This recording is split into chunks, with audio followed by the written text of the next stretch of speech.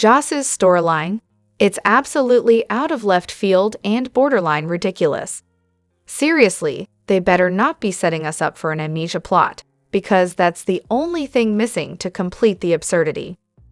On the other hand, Breenan's starting to grow on me. The bedside confession. Definitely a standout moment. It's a rare, genuine peek into his character. I'm rooting for Breenan and Carly, but we all know Carly's going to flip out once she finds out what he did with Joss. That's going to be fun to watch. But then again, Breenan's been such a pain lately, messing with Joss's life and trying to hurt Sunny. Seriously, can't wait for Sunny to expose him to Carly. And speaking of Sunny, the whole Valentine's house thing. Yeah, that's a mess. Why on earth did they sell it out from under him? Bring Valentine back full-time, please. Now, about that bedside confession. Classic drama, right? Carly swoops in at the last second with the antidote, of course, just in time for Breenan to spill his heart out. Too bad, Breenan. Doesn't matter how sincere those feelings are. Once the truth about what he did to Joss and Jason comes out, it's game over. And Sunny's definitely going to have that chat with Jason. Is Valentine telling the truth, or just trying to make Sunny back off? Who knows? Honestly, what they're doing to Jocelyn is just insane. They're wrecking her. Can anyone step in and save this beautiful young woman from spiraling into a life of crime? Okay, random thought. Could Joss's WSB trainer be Dex's brother? Dex mentioned family once, but then that whole plotline just disappeared. They never even had a funeral for him. No next of kin was notified about his death. It feels like some things are just left hanging with Dex. And Anna calling Jason to rush to GH? Oh, Breenan is going to love that when he finds out. Can't wait. Hello everyone, welcome back to my channel, Messy Syrup. It's me, Abby here. I hope everyone is having a wonderful day. Keep watching. So let's dive into today's video. Are the writers seriously going to keep pretending Ava didn't drop Sunny's dosage to 0 last summer? This is exactly what she did to Morgan, leading to his breakdown. Valentine tried to slow walk Sunny into losing his mind, but Ava, she went full throttle, fast-tracking his mental collapse after he kicked her out. In the spring, she let him spiral into paranoia, all while keeping the truth about his meds being at a quarter dose from him. Ava was more than happy to play Sunny's new confidant, all while trying to control his every thought.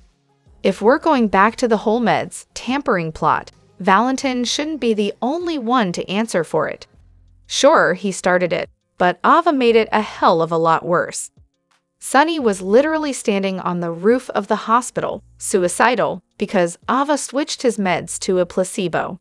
And wait, didn't Lulu take a picture of Martin's notes, showing Brooklyn as Gio's mom, Dante as the dad, and Gio as their son? So why is it that Brooklyn still doesn't know Gio is her son? I'm lost here. Honestly, I feel nothing for Lulu. I couldn't care less that she got Charlotte back. Love Charlotte, but Lulu, I can't stand that character. Every time she's on screen, it's like I'm watching a walking disaster of selfishness. She needs to pack up and leave town, only to show up for holidays, if even that. There's no redeeming her. No empathy, no growth. I'd take Ava over Lulu any day. And Dante, he'd be crazy to take her back. Lulu serves no purpose here, absolutely none. She can just lay flat in the background. Watching Brooklyn spill everything to Chase was a roller coaster, though. I Chase for being angry but still supportive in the end. He didn't hold back on the tough questions. And I couldn't help but agree with him when he said Brooklyn should just tell Dante already. We all know the truth will eventually come out, because Lulu's got zero filter when it comes to secrets. Seriously, does she keep anything to herself? Brooklyn can totally rely on Lulu to let the cat out of the bag sooner or later. When Chase mentioned maybe Gio doesn't even know he's adopted, that was a solid point. I'm hoping Brooklyn finally tells Dante because, let's be real, Lulu's bound to spill it herself. This entire storyline needs to wrap up already. Gio deserves to know Brooklyn is his mom, and Dante is his dad. He's not going to be mad. He'll be happy. But I swear, Lois and her mom are going to get once the truth comes out, because they've known this whole time and still kept quiet. Oh, and let's not forget, Sonny didn't exactly demand that Valentin let him out. Valentin didn't have to twist his arm. Sonny took the offer. But wait until Sonny finds out it was Valentin who poisoned Carly. He's going to regret letting him go. And were we supposed to feel sorry for Breenan today? Seriously, we've known that guy was shady from the start. The family is going to flip when they find out what's been going on. And I bet they won't tell Joss at all. Not that she'd be any less furious. Watching today's show, it's pretty obvious that Chase and Willow are destined to get back together, and Brooklyn and Dante are definitely going to hook up, leaving Lulu out in the cold. My guess? Lulu will totally lose it when Dante ditches her for Brooklyn. Look, they were teens. Who wasn't in love as a teen? Tell Brooklyn to ask Chase if he ever had a crush when he was that age. Heck, he might even have a kid out there he doesn't know about. Who knows? Honestly, Chase is being totally unreasonable here. If Brooklyn still had feelings for Dante, it would be glaringly obvious by now, especially since they're all living under the same roof. And when Brooklyn said, Dante is happier not knowing he has a son, I literally screamed at the TV. How the heck do you know what Dante's happiness level is? How can she possibly know how he'd feel when he finds out? Because let's be real, we all know it's coming. Lulu is completely out of line asking Dante to let their son live with her. Rocco is way closer to Danny than he is to Charlotte, whose mental health isn't exactly stable. There's no way Rocco should be living there. And, let's face it, Lulu's probably going to drop the bombshell about the baby to Dante anyway. I just can't stand her character. Chase, though, he's one of the most supportive and decent husbands on the show. He and Willow are one of the best couples, and I really hope the writers don't mess that up. I can't stand Lulu's big mouth. Seriously, though, why is Chase so upset? He didn't even know Lulu 20 years ago. It's not like Dante's living with her now because of some ancient history. I get that people find out stuff from their partner's past, but it's ridiculous to keep holding it against them. You find out the truth, you deal with it, and you move on. Brooklyn shouldn't have told Chase about the baby being Dante's. Now he'll never be able to look at Dante the same way, and he might not even be able to keep it from Dante. Honestly, I'm still annoyed that they've completely reworked their history to make them parents of a kid. Chase should be upset, but it's not so bad that they couldn't eventually fix things. He gave Willow so much grace for her mistakes, so I'm hoping the same will happen here. Brooklyn and Dante always felt like friends, and I really hope the writers don't try to mess with that dynamic. At the end of the day, I just want Brooklyn and Chase to stay together. It's ridiculous that this show can never let anyone stay happy as a couple. Even the couples we think are solid always get ruined. Please, writers, keep Brooklyn and Chase together. Brooke really should have just told him about Dante. But of course, her mom and grandmother seem to be behind most of the mess. I get it, Chase's initial reaction was all jealousy and insecurity. But come on, he's supposed to be logical. I really hope he figures it out. At some point, he has to realize that Brooke's got feelings too, and maybe, just maybe, he could chill a little. Now, about Michael and Sasha. Are we going to see a new Jason and Liz situation here? Let's hope not. Honestly, I'm really hoping I'm wrong about how Michael and Sasha's relationship might play out, especially with Michael still holding a torch for Willow. It's starting to look a little too much like Jason and Elizabeth 2.0. Jason always used Elizabeth as some sort of emotional placeholder when his deeper connections weren't available, and if Michael does the same with Sasha, it's going to be a problem. I mean, Sasha's already in a pretty uncertain situation, and I'm getting some serious deja vu from the early days of Jason and Liz. Jason had a habit of turning to Elizabeth during emotional turmoil, And if Michael keeps holding on to his feelings for Willow, Sasha could end up as his fill-in rather than a real partner. Now, when it comes to Jake, Jason's parenting is pretty much textbook detachment thanks to his chaotic life. But if Michael starts treating Sasha the same way, especially when it comes to their kid, that's going to be a huge issue. It's clear Sasha's softening toward the idea of Michael having a relationship with their child. But the real question is whether Michael can break free from Jason's emotional baggage and build something healthier with Sasha. But let's be clear, Jason and Elizabeth were never a placeholder couple. They were friends first, then best friends, then lovers, and the cycle kept going. They always had each other's backs, even when everything else was falling apart. Jason never saw Elizabeth as a stand-in for anyone, and she sure as heck didn't see him that way either. They were there for each other when life got messy, and that's what made their relationship so solid. If we're talking about placeholders, that's definitely not Michael and Sasha. Their dynamic mirrors Jason and Elizabeth's, but in a very different way. Both Sasha and Jason put their kids ahead of their relationships. Jason did it with Elizabeth back in 2008, and Sasha did it with Michael for Wiley's sake. They didn't break up because they didn't love each other. They broke up because it was the right thing to do for their children. Jason knew it was best for Elizabeth, Cameron, and Jake, and Sasha knew it was best for Michael and Wiley. So, no, neither Michael and Sasha nor Jason and Elizabeth were placeholders. If we're talking about placeholders, we should look at Jason and Courtney, or Elizabeth and Ewan or AJ. For Michael, maybe Willow was a placeholder before he and Sasha got together, especially after the mess with her and Chase. And let's be real, Michael and Sasha's relationship never ended because they didn't love each other. It ended because they both put their kids first. I really can't stand Sasha anymore. I get that none of us are fans of Willow and what she's doing with Drew, but Sasha's holier-than-thou attitude while she's pregnant with Michael's baby is pushing me to my limit. The constant lying, the self-righteousness, and now she's going on about how Willow doesn't deserve her kids. As if she has the moral high ground, while keeping this whole thing a secret. It's exhausting. I don't get how Willow's supposed to lose her kids to nobody just because Michael's gone. And don't get me started on Nina. She forgave Sasha for lying about being her daughter, and was there when she lost her first baby. But now Nina's completely forgotten all of that.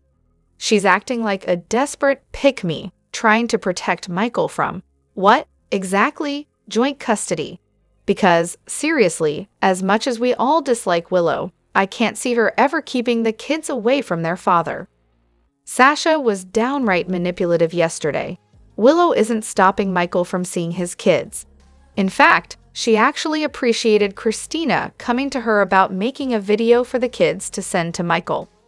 It's Sasha who's keeping Michael away from his kids, and keeping his kids away from each other, just because she doesn't want them involved. So, what exactly is General Hospital? I mean, how do you even explain this show to someone new when it can't even figure out what it wants to be half the time? I came in expecting a show about a hospital, with doctors, nurses, the usual life or death medical drama. But what I got was a messy cocktail of spy thrillers, mafia drama, high school angst, and a little bit of hospital filler sprinkled in between. Seriously, if you took a shot every time someone complained about this show being all over the place, you'd be passed out before the opening credits. And apparently, this chaos is not a new thing. I've heard some chatter that GH went off the rails back in the 90s when it tried to lean into mob drama because of shows like The Sopranos. So enter Sonny Corinthos and his endless mob dealings. Did I miss something? Or was the hospital supposed to be the backdrop to all the mob hits and secret spy missions? It's hard to tell at this point. Here's the real problem. I still have no idea what the show is supposed to be about in 2025. What are we even watching? Is it a hospital drama? A mafia thriller? A teen soap? A spy show? Sometimes it feels like they're trying to do everything, and doing none of it particularly well. Every week feels like a mishmash of whatever the writers thought was cool that day. You'll get a random hospital scene, followed by some mob drama, then bam, a spy plot kicks in.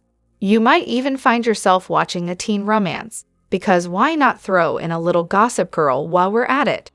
It's like the show is trying to be a dozen different things, and none of them are fully realized. Now, let's talk about the real issue, the cast. Oh boy, the cast. People are always griping about who's on the show, who should be fired, who doesn't serve any purpose. And honestly, how do you even know who should stay or go when the show itself doesn't know what it wants to be on any given day? The cast feels bloated, not because there are too many characters, but because GH is trying to be every show ever. If they could just pick one thing to focus on, maybe we wouldn't have to watch characters disappear for months, only to pop up with no explanation or purpose. Take the doctors and nurses. It's a hospital show, but the medical staff might as well be invisible. Half the time, the only thing they do is stand in the background like they're extras in a movie about anything else. What's the point of having a nurse on contract if they're going to show up once every 6 months? It's ridiculous. Either lean into the hospital aspect or just admit it's a glorified soap opera about rich, drama-filled families. Pick a lane, GH. And don't even get me started on the characters who seem to be in limbo, waiting for their storylines to maybe get picked up. If your character hasn't had a plot in 6 months, you're probably not that popular. And if the show can't find a way to use you well, maybe it's time to make room for characters who actually fit the story. It's frustrating for viewers and even more confusing for anyone trying to explain this chaos to a newcomer. For comparison, I watched Days of Our Lives too. Yeah, it has all the same elements: drama, crime, romance, and hospital stories. But at least it knows what it is. It's a soap opera with a clear direction. The doctors are actually doctors. People get poisoned, stabbed, and pregnant all the time, and they need medical staff to make those plot twists believable. Imagine that. So, GH, here's a suggestion. Figure out what you want to be. If you want to be a mafia show, fine. Do that. If you want to focus on hospital drama, do that too. But stop trying to be everything, because right now, it feels like nothing. Make some decisions, cut the dead weight, and give viewers a reason to stay tuned. Otherwise, we'll all just keep wondering if this is the week they finally remember they have a hospital on the show. The WSB sweatshirt, Chase. Really, not exactly the most subtle choice for someone in the spy in training category, don't you think? I mean, here she is, in a top that's practically screaming, "I'm undercover, but definitely not." Everyone else like Anna, Frisco, and Robert had their training off-screen. Clearly, they were in on the whole, don't advertise your spy status thing. But Joss, nah, she's out here rocking a Whiskey Sierra Bravo shirt like she's trying to recruit the entire airport. And sure, the location's undisclosed, but what if someone, just randomly, spots her? What's the plan then, Joss? Start a new campaign for the agency. It's a little too much of a giveaway for something meant to be a secret. Look, I get it, it's an Easter egg. A cute nod for fans. But in real life, not exactly the kind of thing you'd want to wear when your job's all about keeping things hush-hush. But hey, if it helps me breeze through airport security, I might reconsider getting one myself. Maybe it's the ultimate disguise. Lucky and Liz are the true royal super couple of General Hospital, and don't even try to argue otherwise. Luke and Laura. Please. I'm a long-time viewer, though I've had a few hiatuses over the years. I remember watching Luke and Laura's bizarre wedding as a kid. Seriously, what even was that? And also recalling when both Lucky and Liz first stumbled into Port Charles. Recently, I went back to revisit a few arcs I remembered vaguely, like Liz's rape and Lucky's discovery of his parents' history. And you know what?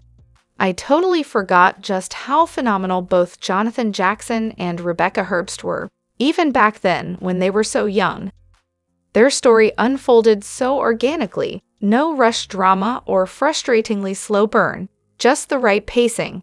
Watching their origin story now, seeing them together on screen again, feels even more satisfying. Meanwhile, Luke and Laura's later years. Yikes. Their relationship is basically the story of a rapist and his teenage victim. So, yeah, not exactly the love story of the century. Now, let's give credit where it's due. Tony Geary is a phenomenal actor. He's magnetic and deserves every Emmy he's gotten, and then some. But let's not forget, Luke Spencer is a deeply disturbed character. He could be charming and funny one minute, then intense and downright terrifying the next. There was always something a little off about him, and don't get me started on how he became the show's supposed hero for so long.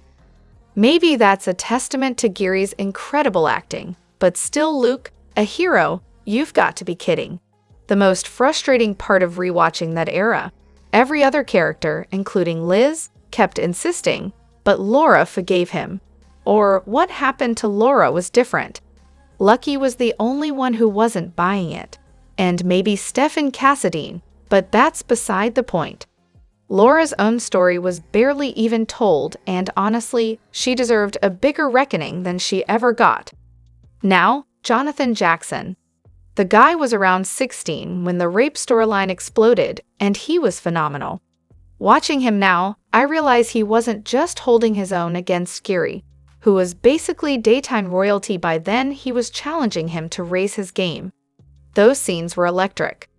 The dynamic between Luke and Laura. High drama, toxic, borderline camp.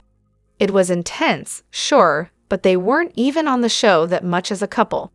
Then we have Lucky and Liz. Their relationship was far more complex and grounded. They've weathered actual human crises, ones that didn't involve saving the world from crazy supervillains or carbonic snow or whatever other nonsense.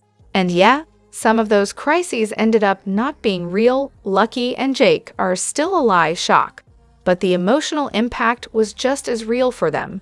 Yes, Lizzie's whole Nicola's phase was unsettling, but hey, it gave us an unforgettable performance from JJ. Drop your thoughts in the comment section below.